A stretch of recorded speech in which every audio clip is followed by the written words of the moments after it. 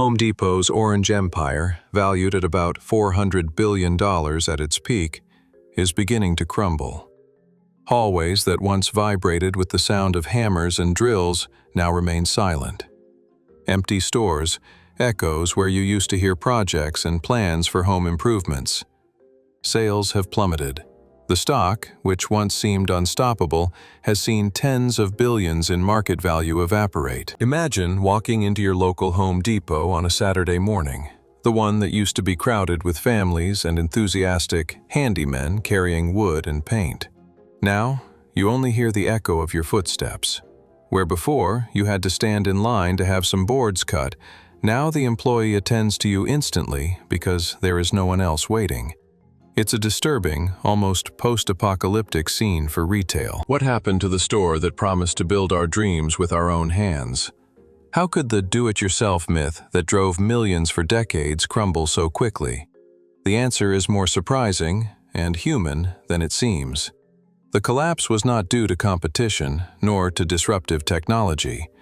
It didn't start with bricks or rotten wood. It began with something deeper, almost invisible. Fear. Fear of the future, fear of losing everything.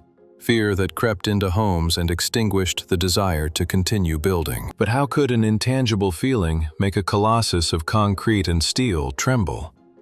That's the story we're going to tell you today. The painful fall of Home Depot and why millions of people have stopped fixing up their homes. Before continuing, if you like this type of analysis of business stories, I invite you to subscribe to the channel. We publish cases like this every week, exploring empires in the rise and fall. Now, let's go back to the origin of this story. Epic origin. The birth of Dye. To understand the fall, we must first remember its epic origin. Fast forward to 1978. Bernie Marcus and Arthur Blank have just been laid off from a home improvement chain. Instead of complaining, these two visionaries sit in a coffee shop in Los Angeles and dream big. They didn't want to simply sell nails and hammers, they wanted to sell independence. That's how the idea for Home Depot was born. In June 1979, they opened the first stores in Atlanta inside huge empty warehouses that they would soon fill with tools and materials at prices never seen before. Home Depot didn't just sell building products, it sold a philosophy. DIY as an American religion. If Walmart sold the basics for living, Home Depot sold the tools to dream. Its orange hallways invited ordinary people to be builders of their own destiny, to remodel their bathroom, build the baby's room, or give new life to an old dining room, all with their own hands. The response was phenomenal. In a few years, those empty warehouses multiplied like DIY churches. From nowhere, they went to 100, to 500, and then to more than 2,300 stores across the country, with an army of 470,000 employees dressed in orange aprons ready to help. Home Depot had built more than just furniture and shelving. It had built a promise. The promise that anyone, with enough will and the right tools, could transform their home into the palace of their dreams. Do-it-yourself is no longer a simple hobby and has become part of the American dream. And for decades, that dream only grew. With each passing year, more people joined the DIY fever. Home Depot became synonymous with opportunity and self-sufficiency. Its founders, Marcus and Blank, had not just created a company, but a cultural movement. But every epic has its final challenge. Decades later, that DIY culture would face an unprecedented test. And the sign of that test came in the form of a global pandemic, an event that at first seemed like a paradise for business, but that in reality would be a time bomb. The pandemic, the unreal boom. At the beginning of 2020, the world came to a standstill. A pandemic closed offices, schools, restaurants, everything except the essential hardware stores. Overnight, millions of people were trapped in their homes with little to do but stare at the walls around them. The result? Home Depot experienced its best historical period. Ironically, while the global economy suffered, DIY had an unprecedented boom. The numbers are staggering. Americans spent nearly $500 billion on home renovations and improvements during those critical months. $500 million with a capital B. Never have homes received so much attention. The lines outside Home Depot looked like those at a rock concert, with customers waiting to come in and take advantage of free time on pending projects. Do-it-yourself tutorials went viral on social media. Everything from how to build your own desk to work from home to tips for painting rooms or setting up an urban garden on the balcony. The house was no longer just the place where we lived. It became our office, our school, our gym, and our refuge. In this context, investing in the home not only made sense, it was practically a psychological necessity to maintain sanity. Home Depot's sales skyrocketed. Year after year, they broke records. In 2020, their revenues jumped by around 20%, which is extraordinary for a company of that size. 2021 was another golden year, with double-digit growth. Executives couldn't believe their eyes. The DIY dream had been turbocharged. For many, those days were something of a golden age of home improvement. Every free corner, every garage became an improvised workshop. People were setting up home cinemas, remodeling kitchens, building terraces, all to adapt life to a new home-centered reality. However, under the euphoria of this unprecedented bonanza, the first crack in the foundations began to appear. Because while demand was exploding, something else was growing quietly but dangerously. Prices. Basic materials that previously cost little suddenly became brutally expensive. And so, without many realizing it at the time, the seed of the next crisis was sown. As they say, when prices go up, dreams are broken. The crack that no one saw. Debt plus inflation. That seed we are talking about began to germinate in 2021 and 2022. The buying euphoria masked a problem. Input costs were skyrocketing. Let's take a simple but revealing example. A wooden plank that before the pandemic cost about $15 came to cost $60 at the peak of the shortage. 4 times more. In parallel, materials such as kitchen cabinets rose 40% or more in price. Everything from nails to plaster sheets became more expensive. The reason? Supply chain problems, stalled factories, shortages of raw materials, and voracious global demand. At first, consumers tolerated it. After all, many had savings or stimulus checks in their pockets and were determined to improve their homes. But that situation could not last forever. By mid-2022, inflation hit hard, not only in construction materials but throughout the economy. What was once a fun weekend project suddenly became a luxury. Painting the living room or remodeling the kitchen no longer only took time, it required a much larger budget. Many families began to use credit cards or loans to complete their renovations. Some even took out second mortgages on their homes, putting housing on the line, ironically, to improve it. In the United States, total household debt reached an all-time high of more than $17 trillion. It's a hard figure to imagine, but it translates into something concrete: higher monthly payments, tighter pockets, and growing financial anxiety. What was once done out of illusion was now done out of obligation. If before a homeowner remodeled the bathroom because he wanted to update it, now he did it because he perhaps needed to adapt it to bring in a tenant and generate extra income, or simply because he could not afford to move to a better house due to high mortgage rates. The reasons changed. People continued to spend at home, yes, but with a lump in their throats. And so the narrative began to change from "let's improve our house to enjoy it" to "we have to fix this because there is no choice." More and more renovations were no longer to enlarge the terrace or modernize the kitchen, but for necessary repairs: the leaky roof, the damaged heating, the old pipe about to burst. Projects that could not be postponed, but that hurt in the pocket. In a way, many Americans were renovating their homes by trying to fill the gaps in their own lives with plaster and paint. Sometimes to forget isolation, other times to feel in control in the midst of chaos, and lately, to resist economic pressure. The sad thing is that these emotional cracks are not fixed with putty. And with households in debt and stressed, the great expansion of DIY began to come to a screeching halt. 2022 to 2023.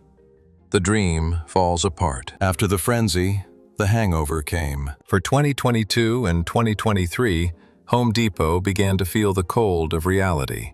Those growth rates of plus 20% were already a thing of the past. In 2022, its sales barely grew by around 2%, practically flat if inflation is considered. And in 2023, for the first time in more than a decade, sales stopped growing completely, even registering slight declines in some quarters. It was a hard blow, going from euphoria to the plateau. The data confirmed it. The DIY boom was deflating.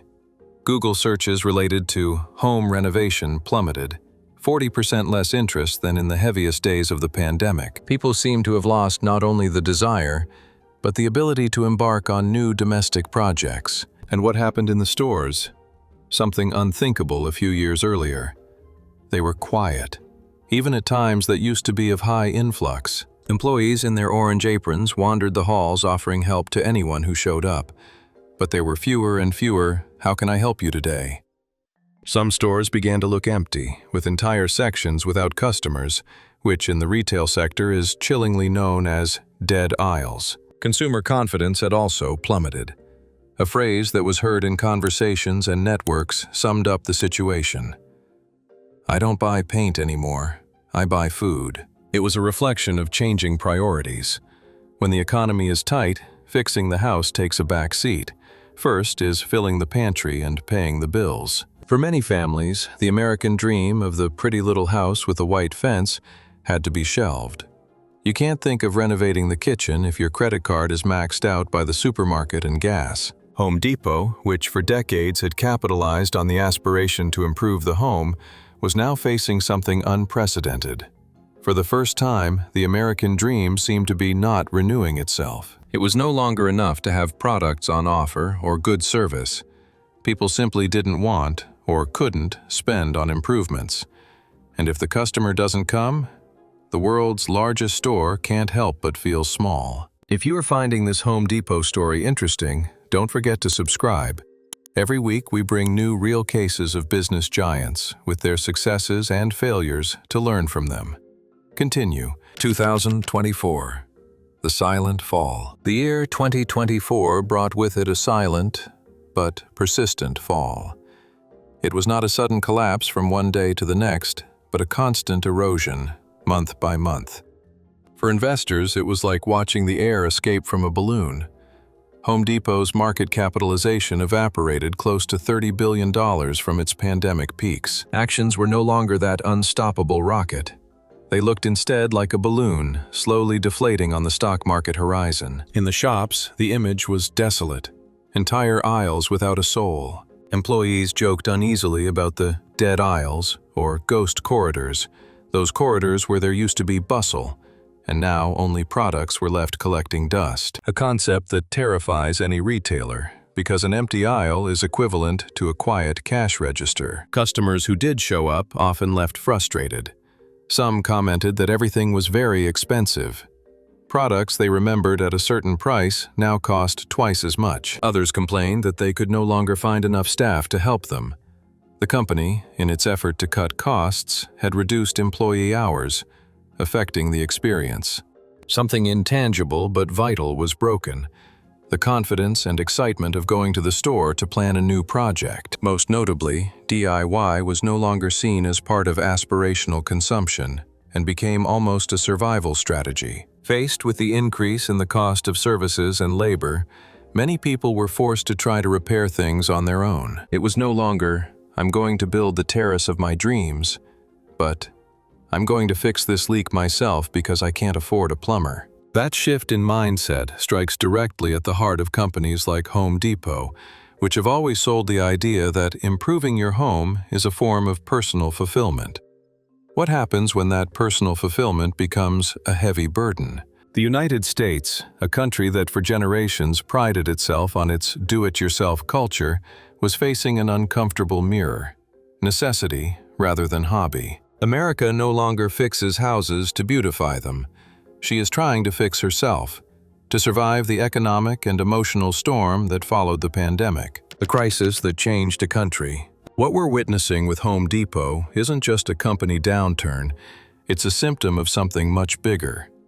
This is the crisis that changed a country. After years of voracious consumerism, of buying for the sake of buying, of measuring success in the quantity of new things, saturation and fatigue arrived. Many Americans, hit by uncertainty and debt, began to question that obsession of always improving, always expanding, always consuming. In the midst of Home Depot's downfall, a counter-movement emerged: the simple life. Some people decided that if they couldn't afford luxuries anymore, they didn't need them either. They began to rediscover basic pleasures, planting a small garden at home to have their own tomatoes, baking homemade bread instead of buying expensive products, canceling digital subscriptions they did not use. The fashion motto became, less buying, more living. And it wasn't just a nice phrase, it was a palpable change in habits. This cultural shift raises profound questions. What is the use of filling the house with new things if the mind is exhausted and worried? In a country accustomed to thinking that each generation will live better than the last, the sudden halt of DIY and renovations is almost a psychological shock, but it can also be seen as a necessary correction. Going back to basics, prioritizing mental well-being over the appearance of a perfect home.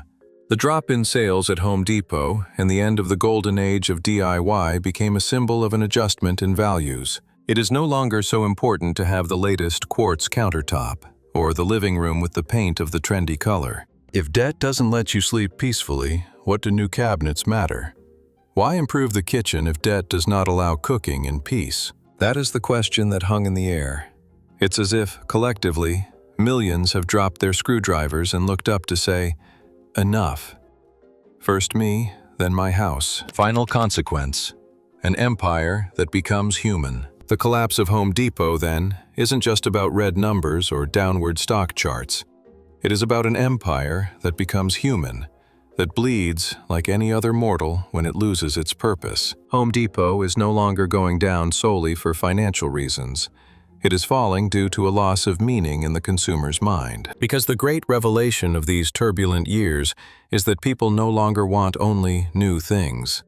They want peace of mind, stability, purpose. Drills and electric saws that once symbolized dreams and projects, today, for many, are reminders of expenses that they no longer want or can make. It's not that people suddenly stopped liking a nice house.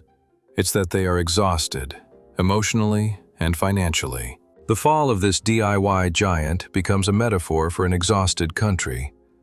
A country that, after so many chained crises, health, economic, inflationary, is on its knees, reflecting on what is really important. Home Depot, with all its historic achievements, could not escape that collective reflection. Its huge shops full of tools now look like monuments to an era of optimism that has faded. And yet, learning is born from crises. Perhaps this fall is showing us that even the most powerful corporations are not invincible when emotions change. That a retail empire can flounder, not just because of competition or mismanagement, but because people recalibrated their priorities. This opens up many questions. Is this the end of the do-it-yourself era as we knew it? Will it be reborn with another approach? How will Home Depot adapt so as not to become an heirloom? At the end of the day, Home Depot's collapse wasn't just financial. It was emotional. It was the outcome of years of accumulated tensions, fears, and broken illusions. It leads us to reflect. When we picked up the brush to change the color of a wall, were we renovating our homes or trying to renew our hope? Now, the question remains open for you. What do you think of all this? Do you think this fall was inevitable after such an unreal boom? Are we facing a permanent change in our way of consuming and living? I'd love to read your thoughts in the comments. Let's talk. Is the do-it-yourself dream gone? Or are you just taking a break? If you found this story valuable and thought-provoking, consider sharing it.